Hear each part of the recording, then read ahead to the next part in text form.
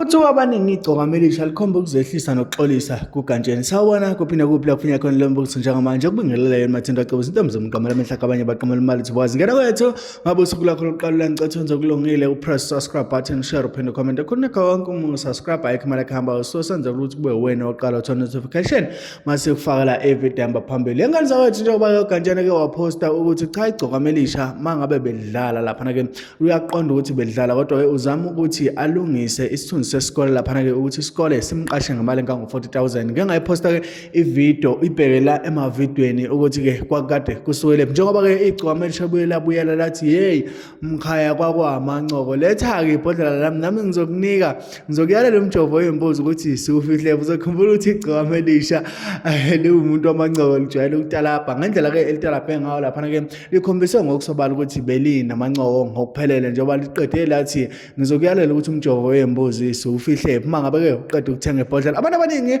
bese bekhulumile bathi ke iGcokama elisha kobe niyalibona njalo umona walo selizama ukuthi licindezele ingane ngoba lifuna ukuthi yonke into ibe ngalo ibe ngepherish. Sengenza wethu ngaphandle kokumoshela isikhathi sakho asigxume sihlale lapha ke ku comment section mina nawe ngibambe lapha ku comment section ngibambe ku video elandelayo. Danko.